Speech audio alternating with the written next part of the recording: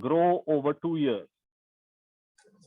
So I hope this enthusiasm continues for many years more with all of you for company. So let's get started with Pushpita, who's going to offer us an overview of the book, which last time we called Difficulty of Being Good. Today I'm going to use the other part of the title, The Subtle Art of Dharma. Before we listen to three very in-depth reflections on the book by Sharath, Anu, and Shankar in that order. So with that, Pushpita, over to you. Thank you. I guess after the last meeting with listening to Gurcharan for that long, I almost felt like the overview was done and dusted. So I am, however, going to give my perception of it. I have often debated about what's good and what's bad, which I think are very judgmental words. And then I say, who is the judge and what are the benchmarks for this judgment? Good can vary from one person to another, one religion to another, one community to another. And then I think perhaps it should be left to an internal judgment by the conscience. Through his book, The Difficulty of Being Good, Gurcharan Das has reached into the epic, the Mahabharata, to try and find answers to what's good through an understanding of dharma. It's not merely another book on this famous mythology, but instead draws parallels from the characters and their experiences to introspect about today's world, where being good is indeed a difficulty. The content of the book definitely does great justice to the title. In the process, he refreshingly captures the main plot of this mammoth text, along with a few relevant subplots in the most readable way. Gurcharan uses the epic to raise questions about goodness rather than provide answers from a place of authority. His honest personal journey during this exploration definitely endeared me as a reader. Sadly, my familiarity of Mahabharata had been limited to Amar Chitra Katha comics in early childhood. A fresh angle to the discussions is also seen throughout the book when Gurcharan compares similar issues from other philosophies and incidents over time across the globe, demonstrating that at the core, we are all the same. While each chapter reflects on a particular character of the epic and the emotion aroused by them, there's a consistent underlying tone of introspection throughout the book. Despite that, the narrative of the epic flows quite sequentially, with events leading up to the war, the details of the war, and the years after. The epic's characters are not just presented as heroes, but are quite flawed, with their experiences throwing light on some familiar dilemmas in today's world. The author has picked on some emotions that are universally valid amongst mankind. Duryodhana's envy, Draupadi's courage, Karna's anxiety, Arjuna's despair, Bhishma's selflessness, Krishna's guile, and Ashwatthama's revenge. And what might appear to be his favorite character, Yudhishthira's duty and remorse. Yudhishthira's sense of duty was his allegiance to his word and to his principles, even if it meant going against his own family. He was also willing to accept the consequences of his actions, even if it meant exile or death.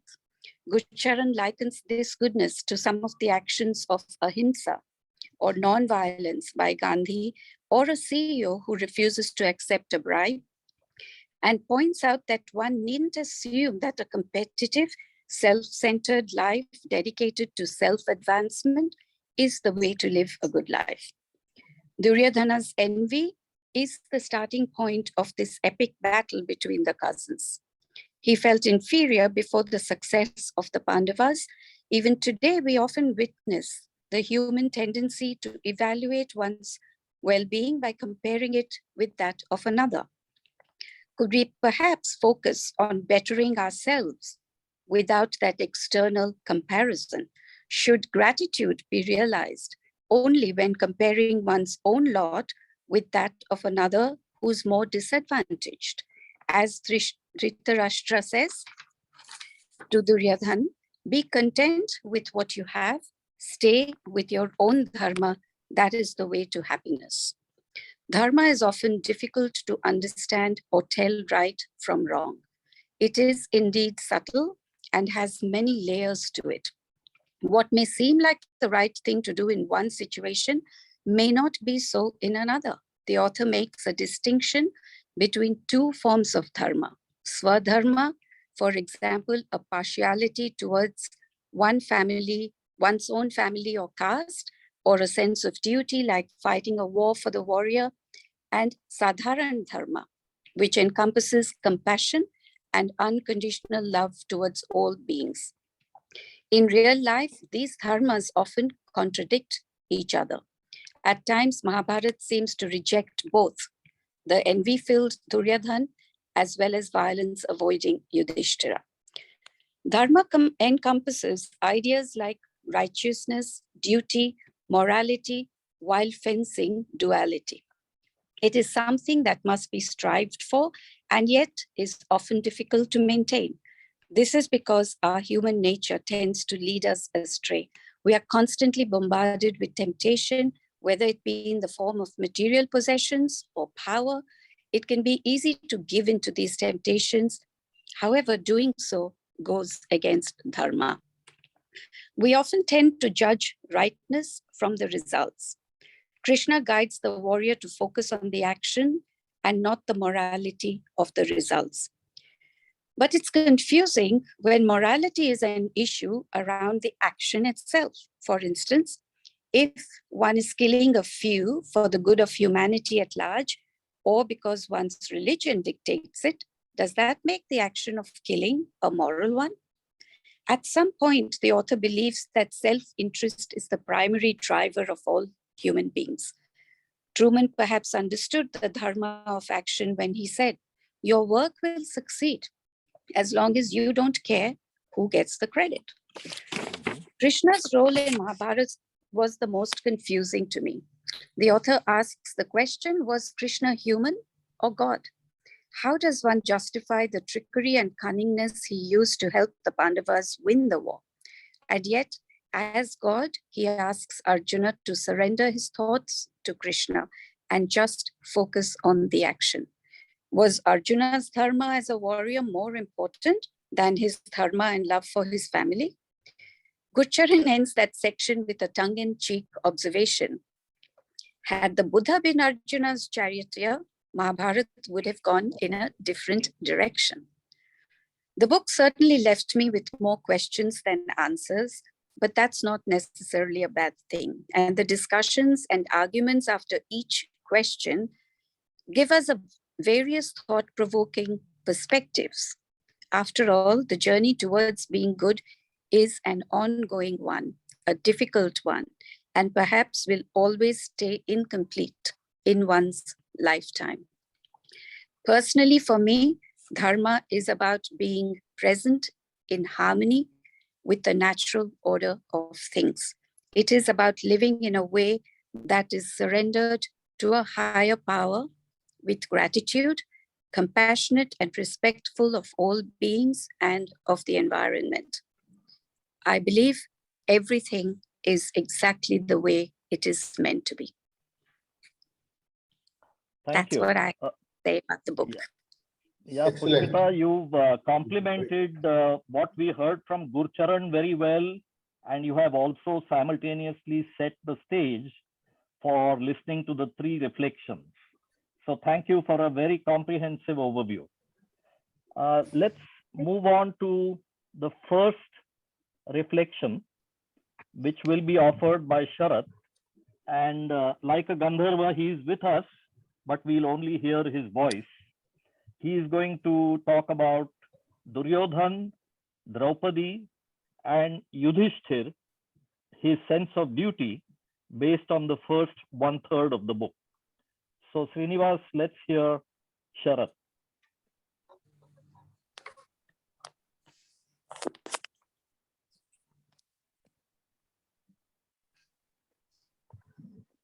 Reflections on chapters 1 to 3 of The Difficulty of Being Good. Chapter 1, Duryodhan's Envy. Envy has been studied extensively by philosophers and psychologists through the ages for its adverse impact on human interactions and relationships. It is an appropriate scene setter for the book and the events and chapters to follow, as Duryodhan's envy drives his desire to bring down the dutiful Yudhishthira at any cost. Duryodhan says, discontent is at the root of prosperity. That is why I want to be dissatisfied. This supposed positive side effect of envy as a motivating factor is overrated in my opinion, and envy has little or no redeeming features.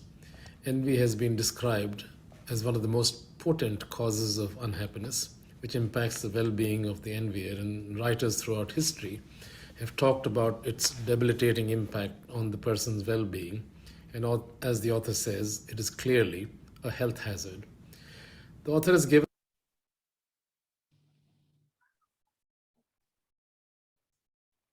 reflections on chapters 1 to 3 of The Difficulty of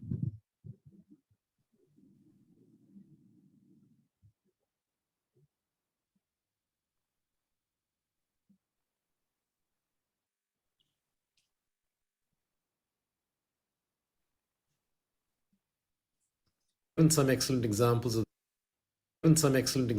the negative impact of envy, although I don't necessarily agree with all of them. For example, the Nazis turning against the Jews in Europe, where envy could be one contributing factor. But there were other more significant considerations, such as politics and the othering and persecution of the Jews by Christians throughout history. Similarly, envy was not the major contributing factor in the dispute between Mukesh and Anil Ambani.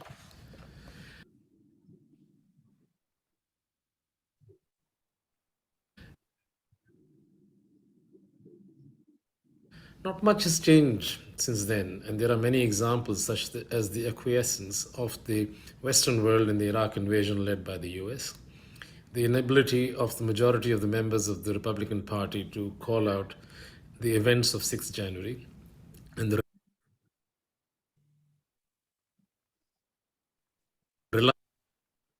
reluctance of the leaders of the Indian government to formally come out with a statement in the release and felicitation of the perpetrators in the Bilkis Bano case.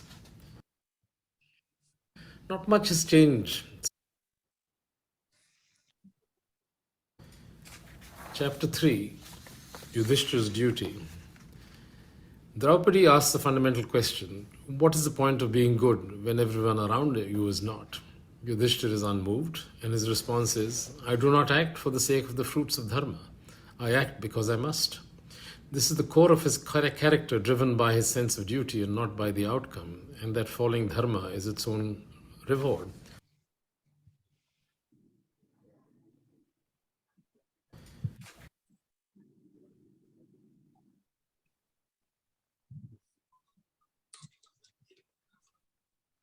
Are we losing Sharad? Yeah, However, I cannot hear all him. this changes after his return from exile, when Duryodhan reneges on his promise to return his share of the kingdom. There is a realization in Yudhishthira that it is time to act and that fire had to be returned with fire. If this action will deliver the greater good, then it is the right path, notwithstanding that this might result in the killing of innocent people and even family members. Yudhishthira realizes the king also has to use the danda to achieve the right outcomes. This is the point about the Mahabharata and the book. There is no black or white, and everything is contextual, and this even includes telling the truth. As Bhishma explains, the thing most difficult to understand in the whole world is that truth should not be spoken and that falsehood should be spoken, where falsehood would be truth or truth falsehood. However,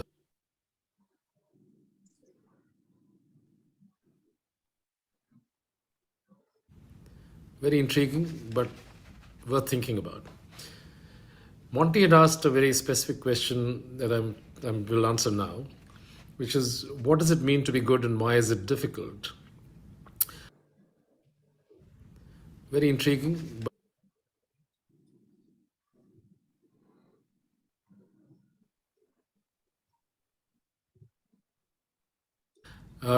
Being good is subjective and not absolute, and its definition is contextual and depends on the outcomes we want to achieve as well as the means we can deploy. There is a role dependency to being good, as in being a good leader, a good citizen, a good friend, a good parent, a good child, a good spouse. One could argue that there are core attributes that are common across the roles that we play in our lives, such as being respectful, kind, generous, collaborative, and helpful. But there are role specific attributes, for example, for a leader who must be inspirational, equitable, approachable, consultative, or decisive. Uh, choose the greater good. It is difficult to be good since this is nuanced by the context, the preceding conditions, the current situation, the players, the possible actions and outcomes, and ultimately the choices that the players make. It becomes more complicated by the interdependence of the choices of the players and sequence in which these choices are made.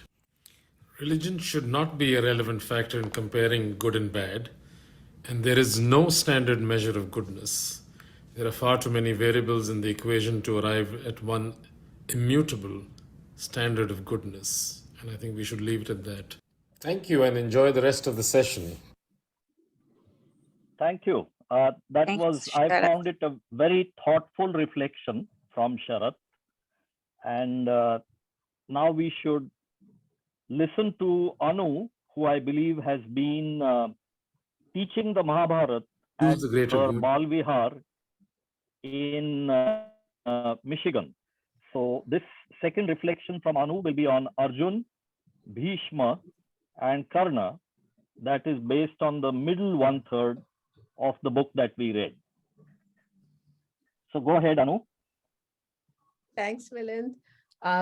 So these chapters, as Milind has said, deal with Arjuna, Bhishma, and Karna.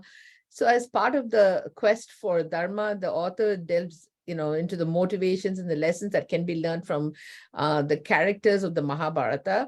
Pushpita has already told us a little bit about some of the stuff that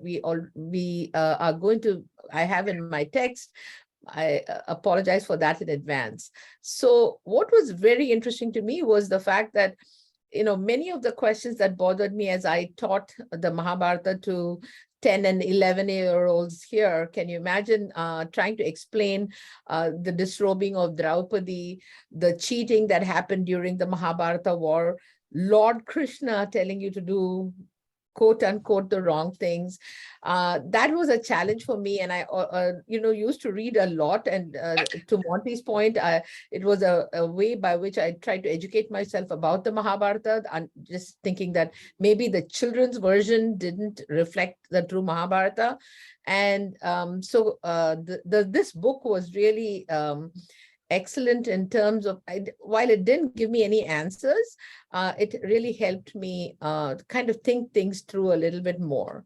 So there are some conclusions that are arrived at by the author that I disagree with, but overall, I found that the book was superbly researched and very honest. I felt I was on the journey of seeking Dharma with Guru Charan Das. And the choice of the Mahabharata with all its contradictions, in his discussion, he compared the Ramayana and the Mahabharata, and he basically said Ramayana is very straightforward, and that's true. It's a very linear book, whereas the Mahabharata is, very complex. So it's a nice one to take as a setting for questioning Dharma. So let me start off with Arjuna's despair. And, basically, as Arjuna prepares for battle, he sees the opposition in front of him. How can he kill his uncle, his teacher, his cousins? How can this be dharmic? He despairs. And this is when he thinks about the tension between Swadharma and Sadharana Dharma. And so in the Gita, basically, Krishna tries to persuade him through many avenues. One is, the temptation of heaven. And then the second, is the importance of, nishkama and nishpala karma. And basically, to do the action without thinking about the fruits of those actions. And, the justification he gives is that when the things are wrong, you have to do what is necessary to right that wrong. So he makes a distinction between political leaders and those who are in the military, because political leaders have different incentives than those who are in the military, and military leaders follow the actions that are dictated to them by the political leader. In this case, it's a particular challenge because Arjuna is both, right?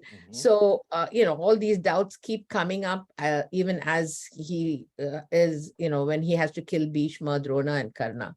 So the underlying question of the chapter is, again, what is right? How do we decide that? Is it Swadharma or Sadharana Dharma?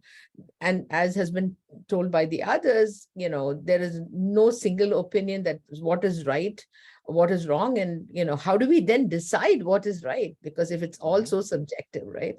The second, topic that I was given was basically about Karna.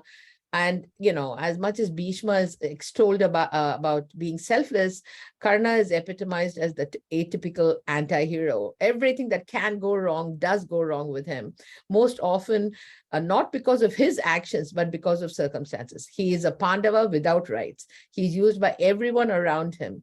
Despite Kunti recognizing him when he challenged Arjuna, she chooses to tell him about his true parentage only before the war, not at that time. Even his mother only thinks to use him when it is convenient for her to do so. His valor, ambition, courage, idealism, and morality are evident throughout the story.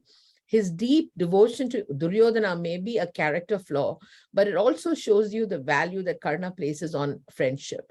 The author attributes many of Karna's actions to a status anxiety. I found that explanation really hard to accept. I felt it diminishes the many positive aspects of a true hero who stood steadfast in his values despite all the challenges he faced. There is much to admire in the way he signed his own death warrant by giving away his Kavacha and Kundala to Indra on the field of battle. The author brings in an interesting discussion on quotas and discrimination, and he notes that there is an imposter syndrome and a status anxiety for those who benefit from quota-based admissions and jobs. While it is hard to disagree with mostly anecdotal data, the alternative of a time-bound quota system seems to be a little naive, when and how much. Overall, basically, did I miss one? Yeah, I think you can go back to Bhishma. Oh, sorry. Yeah, so there it is. Okay, so Bhishma basically, in this chapter, we are introduced to Nishkama Karma, where Lord Krishna says, be intent on the actions, not on the fruits of the action. So, the real content, the real challenge is, basically doing what is expected to the best of your ability and be detached from the reward for that. And the Mahabharata uses the Pitamaha Bhishma as the epitome of karma and a karma yogi who does his duty selflessly. So Bhishma has taken the vow of celibacy to allow his father to marry Satyavati. Later, Satyavati herself implores him to marry and have children. He remains steadfast in his refusal to violate his vows. He guides Dhritarashtra and Pandu as they rule the kingdom of Hastinapura and is deeply involved in the upbringing of young Kaurava and Pandava princes. As the war approaches, he follows the path of duty to the throne rather than his own personal belief in the Pandava cause. He openly announces, though, that he would advise the Pandavas as their grandfather, if his guidance is taught. So this later leads to his death at the hands of Arjuna, who uses Shikandi, formerly a woman, as his shield. His character flaws are displayed when he did not say anything during the illegitimate game of dice or the disrobing of Draupadi. Can one act as selflessly as the Bhishma? The author concludes that there is some selfishness that is needed for human progress, and true altruism may be counterproductive. Interestingly, he uses Anil Ambani to question the morality of selflessness. Ultimately, the ability, to reduce the sense of I seems to be the more practical guidance for a karma yogi. So overall, I found this a very challenging assignment because, to kind of use Millen's time-bound, 3 to 5 minutes, Anu. And, this book is so dense, you had to kind of literally pull pearls from, this so much material to look at. But it had great research and many thought-provoking questions and conclusions. I like the way the author brought all these lessons into the present and tried to apply these challenges faced by modern society. It was a great book to read at this time in my life when I find myself questioning my purpose often. Thank you. Great. Thank you, Anu. Excellent. That Very was, good. Very nice. yeah, as expected, it was a very in-depth reflection. And just a footnote to add that you were dealing with three people who everyone might think one of them is the big hero of the Mahabharata, Arjun, Karna, and Bhishma. And to me, Karna is the big hero of the Mahabharata because he exemplifies the conflict between his karma and how to adhere to dharma. So I just leave that thought with all of you before we go to the third reflection by Shankar, and he will be dealing with three very interesting personalities, Krishna, Ashwatthama, and Yudhishthir, but this time Yudhishthir in remorse. So let's listen to Shankar. Gurcharan Das studies the Mahabharata with a view to exploring and understanding the subtlety of dharma through the complex issues faced by each of the major characters. Chapter 7, Krishna's Guile. Krishna is the manifestation of God, yet he resorts to dirty tricks to win the war at Kurukshetra. Each of the Kaurav generals is killed using trickery, deceit, and magic. His strategy and tactics are justified in the name of a dharma yuddha, a just war. Proverbially, all is fair in love and war. The Mahabharata lays down the rules of dharma that need to be applied even in war. In the modern era, too, we have defined international conventions on what is permissible and legal in the event of war. And society has come to accept a doctrine of proportional response. Likewise, in business situations, when faced with intense competition, we resort to guile and questionable tactics in order to win. But why is winning so important? Over the past decade, I have come to believe that it is more important to play the game, i.e., karmanye bhadikaraste ma phalechu kadachan. Do your duty unselfishly without thinking of the results. Chapter 8, Ashwatthama's Revenge. Revenge is a very powerful motivator. Draupadi's insult in court begat Bhima's revengeful killing of Duryodhan by hitting him under the belt and breaking his thigh. Likewise, revenge drove Drishtyadumna to behead Drona after he had laid down his weapons. Ashwatthama's revenge, motivated as it was by these adharmic killings, was most vile. Inspired by the owl slaughtering oblivious trusting crows in the night, Ashwatthama was consumed by rage and killed every single person in the Pandav camp while they slept. Revenge is driven by retribution. Retribution escalates at each stage. A just society needs to implement retributive justice, danda, to control this cycle. And I have come to believe that forgiveness and reconciliation are much better paths to follow, even when faced with the sort of provocation which drives revengeful action. And the Truth Commission in South Africa has shown that it is possible to follow this path of reconciliation. Chapter 9, Yudhishthir's Remorse. After the entire Kuru clan is almost wiped out, Yudhishthir faces remorse. Remorse is a form of grief and sorrow where you feel the suffering of others as if it was your own. Unlike regret, remorse is about caring for others, but it is not about self-pity. In his case, after counseling from Bhishma and Krishna, Yudhishthir overcomes his remorse and moves from shoka, grief, to shanti, peace. Dharma is subtle because no matter how dharmic or good you are, there is always a personal agenda or motivator for each of your actions. The story of Jajali and Tuladhara teaches us that detachment is the method to be used to take your personal interest out of the equation. Through detachment, we can ponder and perhaps understand, and maybe even believe that ahimsa param dharma. We can follow in the footsteps of Buddha, Ashoka, Gandhiji, and Martin Luther King, Mandela, and others who embraced nonviolence. Nevertheless, even with ahimsa, nonviolence, and adrishamsha, compassion, in my view, it is still extremely difficult, if not impossible, to be always good. I'll leave you with a parting quote from Grantland Rice. For when the one great scorer comes to mark your name, he writes not that you won or lost, but how you played the game. Thank you. Mhm. Wonderful.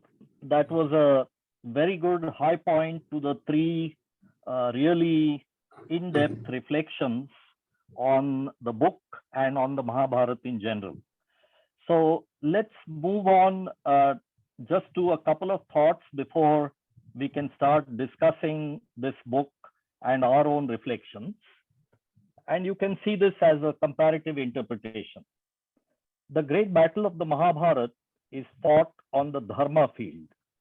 The central philosophical dilemma of the Mahabharata battle, figuratively speaking, is resolved during the dialogue between Krishna and Arjun, with the battle commencing when Arjun raises his bow finally to indicate his reformed readiness. To my mind, the difficulty of being good leaves the question of what is the dharma and what is the right action to take to our own reading and learning from the Bhagavad Gita. And now we have a problem to solve. What is my Swadharma? What is the Sadharan Dharma? And how do I ensure these to arrive at Paramadharma, which is the greatest good of all those who surround me? Just to examine this set of challenges for each one of us, it may be instructive to look at the narrative of the Mahabharata as told by Duryodhan. For example, Raghu's book by this name illustrates it. And as told by Draupadi, for example, The Palace of Illusions by Chitra Banerjee Divakaruni illustrates this. While looking at the story, would Duryodhan paint himself as the villain? While narrating the story, would Draupadi describe herself as central to the entire epic? Will their respective interpretations of Swadharma not be diametrically opposite or opposed to each other? Would their interpretation of their Sadharan Dharma be the same? And finally, how would Paramadharma be attained in our Kali Yuga, while the bull of Dharma, as we know, is precariously standing on just one foot? These kind of questions are articulated by our Reader of the Month, Pushpita, much better. So I'm going to use them as cues for open discussion. So here they are. What does it mean to be good? And why is it difficult? One person's good is another person's bad. One religion's right is another religion's wrong. So highlighted is the question, so can there ever be a standard measure of goodness? What are some of the moral lessons learned from the Mahabharata, the great historical epic, that are still relevant in today's context? Personal morals, work ethic, as well as in our relationships. And so the question is, will such lessons be always relevant since they form the core of the human spirit? And finally, we are all spiritual beings going through a human experience. Morality, justice, duty are ultimately about you. Did the Gurcharan Das book answer some of your questions, or did it raise more? Because these are perhaps questions that can never be answered during this human experience. And with that, we can transit to the open discussion. For your reference, I'm going to put these questions in the chat box, so you can refer to them as we move through the discussion.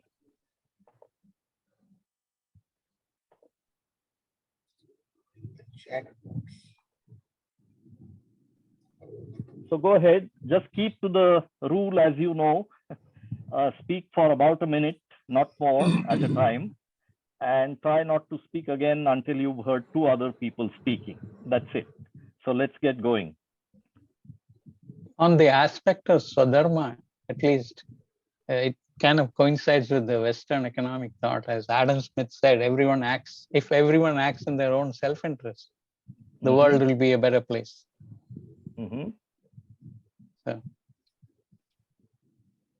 Yeah, and then if everyone acts in their own self-interest. So that is why you can have a world war, no? Diva? Yeah. That's why you had a World War I and II, and now America and China, because they are all acting Ukraine invasion. Yeah, yeah, exactly. Ukraine is an example, right? I mean, you can make, in the Ukraine case, you can make a dharmic argument on both sides. Both sides, exactly. Right. And you know, on that there point, is no universal. Point is, there is, as Shweta said, there is no universal goodness. There is no one good. That is why it is so difficult to be good. Because what is good for one may not be good for the other. Yeah, on that Suresh, point, I'm curious, how do you say that you can make a dharmic argument on both sides? Well, you can make an argument. Huh? Well, you can make an argument from Ukraine side is kind of obvious.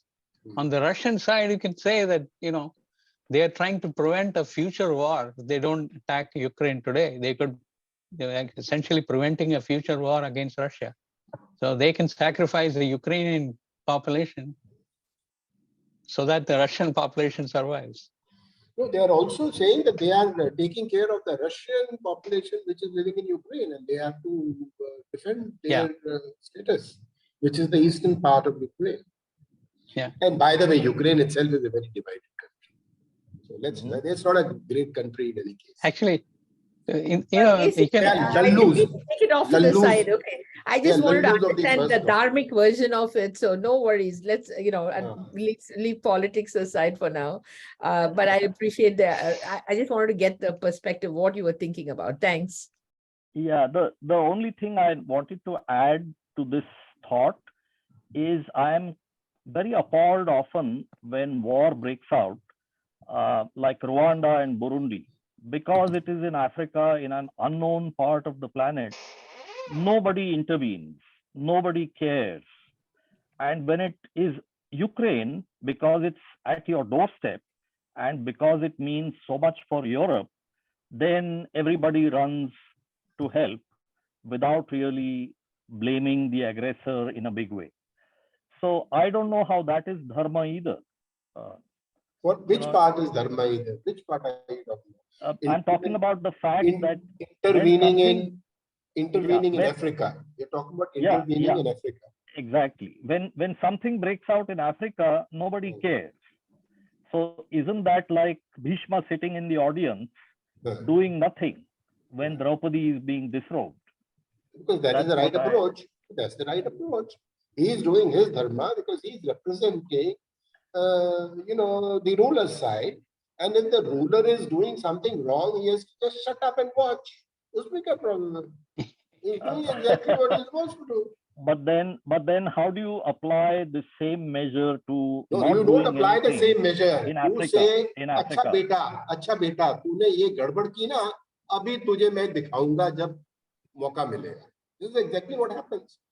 Why did anyone else wants to talk? I think that only 2-3 of you are talking. I think if Mayer or Rama, Nidhi, I think Nidhi wants to talk. I think let us stick to few of Nidhi, go ahead. Yeah, Nidhi, So, please go ahead. you know, the biggest dilemma in all this is, as we've all discussed, I was saying that the big all this, as we've all discussed, is knowing what is good or what is dharma. So I was wondering what you all think of two ways in which one can identify what is dharma. One is, it seems to me, that it's something that you don't really want to do, but you do it because you've thought a lot about it. So the first test is that intrinsically you don't want to do it. And the second is that it does not benefit you, maybe it even hurts you. So, you know, Yudhishthir didn't want to, Arjun didn't want to kill his cousins. It hurt him to do so. So I'm wondering if those two factors, that it's not something you straight away want to do, and that it's something that definitely does not help you and perhaps even hurts you, could be used as two ways to figure out if you're on the right track or not. So I think Because all the, go ahead. No, I was going to say, so you are interpreting dharma as duty, right? I think the biggest conundrum in this is, what is dharma? We don't know what it is. We're trying to understand when we have all these conflicting thoughts in our mind, and we justify it with sadharan and swadharma and, you know, param dharma and apad dharma and this and that. We are confused. To cut through the confusion, I'm wondering if these two yardsticks could be used as a measure. And therefore, if you read the Mahabharata, and I would love to know more about Quranic texts, you know, none of them, all the people who are depicted as being righteous, they don't want to do something.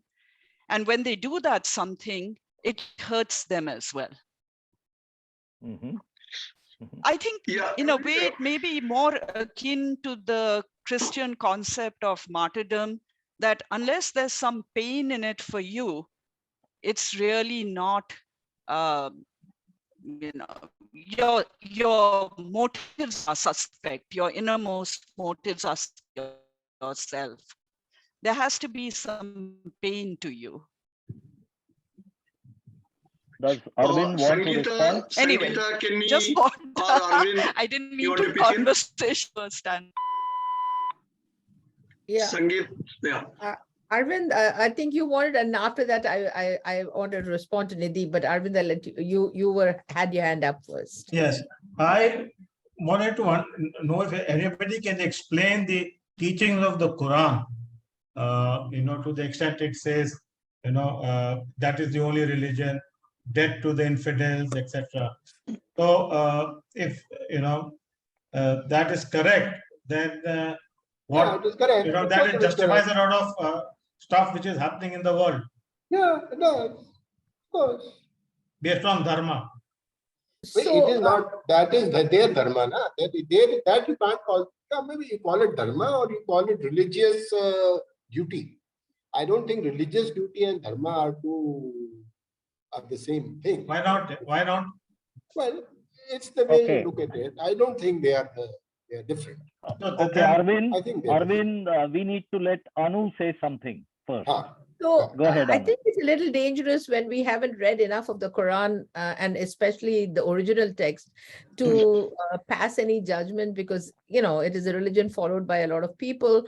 And so I certainly am not qualified to see which parts, because we may know what is in the popular text, but if we see what is it about Hinduism in the popular text also, we would be shocked, right? So I just don't feel competent to comment on that.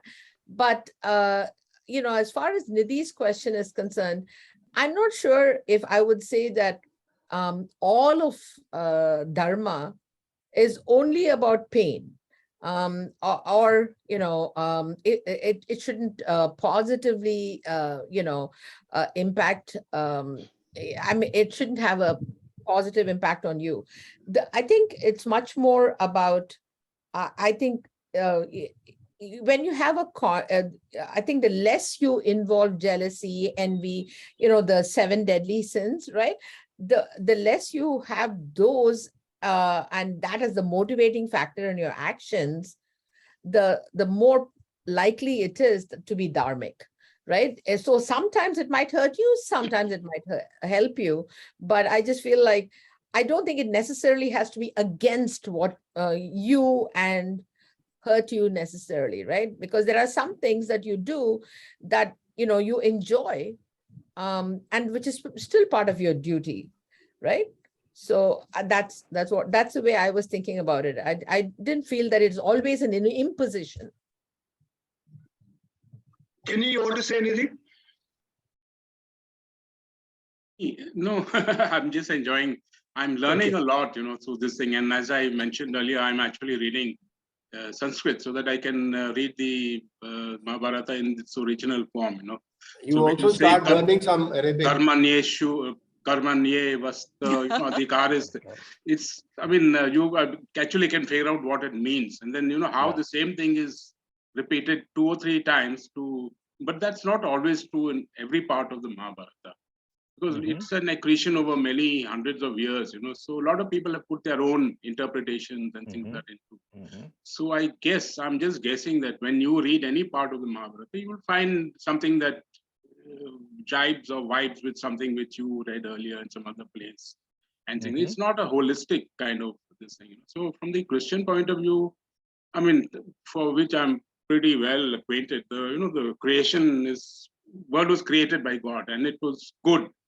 There was nothing bad in it until, there was some couple of things which happened, like the revolt of Satan, who was one of the, very holy angels in heaven. And then God wanted, for some reason, he wanted to create humanity. So he created Adam and then found Adam was lonely, made Eve to give him companionship in the Garden of Eden, So this, and then Satan came along. That is all allegorical, and kind of tempted them into taste of the fruit of good and evil, taste of the fruit of the tree of good and tree of knowledge of good and evil. So that's what then. But the basic concept is the world is good. It is this life and then an afterlife. Both are good, and so you should not. You can go very deep into things, but then you can follow certain principles, like Anu said. There are a lot of things which are in Christianity also. There are 2 or 3 basic principles, but then they get multiplied. They get multiplied. Each one has, and you have a structure. You have something. How about this? How about that? And then But that's kind of not relevant. So, but to me, the Mahabharata is everyone knows it is that you do your work. You have a right to. You have adhikar is to work. Not to the fruits of this thing, and your motive should not be to be hankering for the fruits of your work. Rama You don't need to go much beyond that, Rama, Just as an aside, Nidhi, let us give a chance to Rama. I think we can come back to. Rama, no, let's let Nidhi finish and then I'll speak after that. Okay, continue, Nidhi. Okay, sorry. It was just a comment that I found it interesting to learn the history of the Mahabharata from Gurcharan Das. Also, I don't know how aware all of you are, but the importance of the Bhagavad Gita was also a later edition, apparently.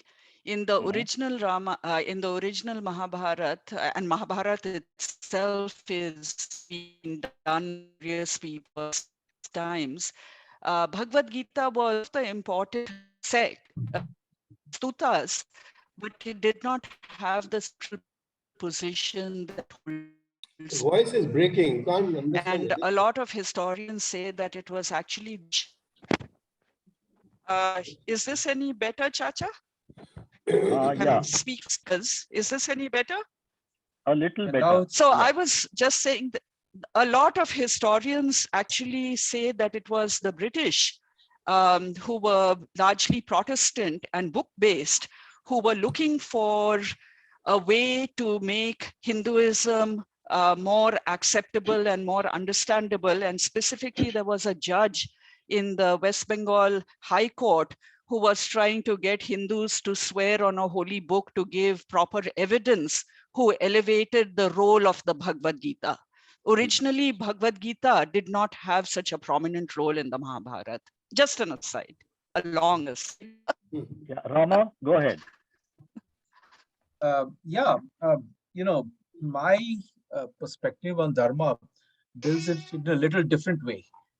And on one hand, I think sometimes we approach Dharma as being a ruler or a yardstick and say there is a kind of like a duality that is there. Yes, no, black, white, good thing. And sometimes I think it's more in the framework that Nidhi mentioned, or what Milind you captured as being in the eye of the beholder. I see it more as water or glue that flows in our life. In some cases, it binds us, and in some cases, it separates us. But it also gives us the flexibility to decide for ourselves what is appropriate and not be told what is appropriate, which is the tendency of Abrahamic religions. Now, that is obviously in itself a good and a bad, because the bad is that there are enough people who misuse that and abuse it, in fact. And the good is that if people are reflective and, interpret it appropriately, it then serves more as a lighthouse and a compass rather than, a radar to kind of steer your way through. That's just my perspective coming through. Yeah, very interesting. I was curious to know if Sangeeta is listening in and wants to say anything. Sangeeta, are you there? Not at this stage, Milind, because to confess, I haven't read the book. I wanted to come in and listen to the session. I'm traveling at the moment, but this has motivated me to go back and source the book. Maybe Ajay has a copy and go and read it. Okay, great. I just was making sure. So no, Sangeeta, you wanted to make sure that I'm still awake, Sangeeta, right? If you want a soft copy, Sangeeta, if you want a soft yes, copy, you can send you a soft copy. Yeah, soft copy would be great. I would be traveling back. This might be something I start reading on the plane. So I'm in the US at the moment. Oh, okay. Yeah. Yes. Then you've got to come to New Jersey next weekend. Where are you in the US? What? I'm in Chicago at the moment. Very close to New Jersey. Yeah. Next trip, Rama, I'm going to show up in New York and Pittsburgh and do all the travel. I'll have to give you the Monty. The guillotine. Either you come or else. Yeah. Yeah, Vijay Raj is in Chicago. So I just wanted to say in reaction to what Kenny interpreted of Christianity or Catholicism, that, the way I see it is the concept of yuga is very interesting to me when juxtaposed with rebirth, because as Krishna says in the Bhagavad Gita, and Anu can add to this, he just says Sambhavami yuge yuge, means each time in each yuga, when dharma starts going downhill, I have to appear again and again to restore dharma. And that in fact says that dharma is so conflicted for all of us that time and again it will deteriorate. And whenever that happens, we need somebody to show us the path to get back in the right direction. Now, I don't know if that appears like a repeated game when interpreting Hinduism, or is it similar to other religions? But I thought I should just express that thought. I think with time, values also change. For instance, the values which are there during Ramayana, their values during Mahabharata time were different. And values today are even more. Yes, absolutely. Dharma changes with the times. For instance, during the time of Krishna, there was no threat to Hinduism from outside. But today, or maybe 2000 years ago, the threats to Hinduism started. So the response of dharma, of the religious leaders, or people who live in those conditions, it also changes. And for instance, Kenny described very well on the covenants of Christianity. But then we also know that the Crusades fought each other for 2-3 centuries, you know. And then, of course, they realized the futility of it and it all ended. Moral sciences also change. Does Diva want to say anything? Yeah, I just, in a lighter vein, I want to try and put the concept of dharma in the context of the US politics, especially that what Trump did in taking all these papers to Mar-a-Lago. You understand the legal argument, but is there a dharmic argument? Which is the legal argument? The legal argument is you should not have taken those papers. That's against the law, that kind of thing. So, and what is the dharmic argument of? I don't know. This is a question to the. Is there one? Of course, it is my dharma. You'll have to write a whole new Mahabharata. No, it's very simple. I agree with Kenny completely. We have to now have a Mahabharata to suit the American conditions. Everything that Trump did or does is for his personal benefit. Everything that he does because he likes to do it. He wants to do it. To me, those are two clear criteria for it not being dharmic at all. Right. The first for me, I look at it the other way around, you know. I say Trumpian dharma is very simple. Yeah, exactly. So, Nidhi, that coincides to the concept of Swadharma does not mean self-interest. That it's for your self-interest. And his constituents and the people who voted for him. It is for them. He's doing it. Okay, guys. Correct. But all totally those disagree. constituents are also doing it only from two perspectives: benefit themselves. Okay. Anu, benefit to themselves. They want to do it. Yeah, Nidhi. Let's listen to Anu. No, Nidhi, I agree totally with Nidhi. So, because Swadharma is not about being selfish and doing it. It says, based on your family and your caste. And so that caste is broadly not from the 4 caste system or, anything like that, but just generally, what is your duty as, a thing. So as a president, definitely not his duty. I mean, so I agree with the logic used by Nidhi 100%. Selfishness is never an excuse and saying, oh, I'm doing Swadharma. No, it's not Swadharma to do something that's because it benefits only you. And the constituents are basically using that as a leverage to express their racism, nothing else. That was innate in them, and they're doing. They're basically showing it externally because they have the permission to do so. Isn't racism Swadharma?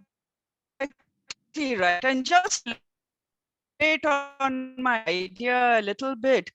Contrast that with the dropping of the atomic. That was a terrible thing for a year to have to decide. It was decided with and it was decided without. It was taking on the agony of making that decision for the benefit of the American people, which was his Swadharma in that context. A president should look after the interests of their constituents. So Swadharma, no dharma, the minute selfishness comes into it, I think it can be pretty clear that it's not dharma at all. Yeah. In a sense, it contradicts what we call sadharan dharma, or even going beyond Paramadharma, means, your own Swadharma should never conflict with the best good for everybody around you, like Anu said. And I think that's the interpretation of Swadharma that makes a lot of sense universally.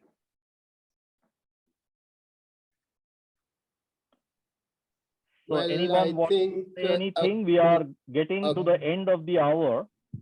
So if there's any last comment, let's listen to it before we end this very rewarding session for all of us. I just want to say one. See, basically, to me, the Mahabharata, like what Anu said and what others said, it is just a treatise of what has happened some time back, and it really opens up a lot of key things like a dharma and remorse and guile and all that. But I think it doesn't address, to my mind, the book by itself doesn't address those issues. It only opens up. It only makes us think at best. And it also confused me. It continues to confuse me. What actually is the takeaway? I mean, do I really trust Krishna as a god? Do I really go with Yudhishthira? So all these things, I think very few of them, even Karna, the great anti-hero whom we are calling hero, they also have questions. So everything is gray. So when it is gray, to my mind, it's nothing definitive about it. Your question, Pushpita's question, that does it really help by reading this book? Does it solve any of the questions that I had? The answer is emphatically no. Did it help? Yes. I mean, that again, it has given a perspective. He really gave a modern perspective, Gurucharan. And listening to all of you, I think also I'm getting perspectives. And I think which will really, hopefully, will guide to all the goodies called dharmas and karmas and stuff like that. But does it answer? I mean, I doubt it. That's my take, personally. But Sangeeta has something to say. Let's listen. It teaches you humility, which is the biggest learning. It teaches you self-doubt and humility. Anybody who thinks they have absolute answers is rather dangerous, can be rather dangerous. I think the biggest value is that it raises questions and teaches you humility and self-doubt, which is all that we can do. We are imperfect. We only try to do it. I agree with you. Srinivas, let's hear Sangeeta. She's raised her hand. So ahead, I think Sangeeta. Nidhi might have already answered that. My question was, having not read the book, I was just wondering, was there anything that people sort of thought, this is something I want to introduce in my, daily practice or in my day-to-day life after reading this book? I think on my part, after what Srinivas also said, the best value is to try and, interpret the Mahabharata, read the Bhagavad Gita, which is at the heart of the Mahabharata, and get more introspective about how we lead our own lives. That is the takeaway for me, rather than solving the problem of what is dharma or what is adharma. If it can make us more introspective and make us think about how we lead our lives, then that is a big lesson for me. Yeah, thanks, Milan. Yeah. And for me also, Sangeeta, I think in some ways it's a very hopeful book, because we don't have to be unhappy or frustrated because everyone has great people have been confused. It's the natural state. We hard on ourselves because we are always in our minds about what is right or wrong. So I think in that sense, it's also a little bit comforting and inspiring. Okay, Milind and Yanks, adding to what Nidhi just said, let me narrate an incident which happened sometime around 1988. I was attending a program in Bombay of Swami Chinmayananda. And during the course of that session, he was allowing people to ask some questions. So there was somebody who raised a question, and the question was quite long, and there was little confusion in the minds that was getting created. So what Swami Chinmayananda said was that there are so many options available to us when we have to act. And therefore, Krishna has given us a simple answer. Zyada socho mat. Jo aapko kaam bola hai karne ke liye, wo karo. Because your duty is what is important. You do your job and that's it. Don't think too much. about dharma, about right, about wrong. Don't expect any fruits, don't expect any rewards, and don't mind if there is any dant also. Jo aapko kaam bola hai, wo aap kaam kar. Chacha, just to quickly react to you, just one thing, let Suresh, you want to talk or? No, go ahead. Chacha, just I want to counter you. I have not read Quran. I think like what Kenny said. I mean, it's one of the biggest religion. No. One second. Let me complete, boss. So the point is that there also it says that you have to follow. And the people, whoever is so-called, whom we call terrorists or whom we name jihadis or whatever, I mean, my guess is that maybe they're also following. They are not thinking. So are we mixing up again, putting everything into the same? No, we are not mixing. We are talking about two completely different. Why? Completely different. Okay, anyway, I think I will let, okay, let us do it take it offline. We'll do it one to one. But Chacha, what you're saying is really have an autocratic mindset, right? You just say something and people have to follow. Not say. He said, you do your work. You don't have to worry anything else. You only do your work, that is your dharma. But don't you want to question whether am I doing the right thing or not? He's saying that many people don't.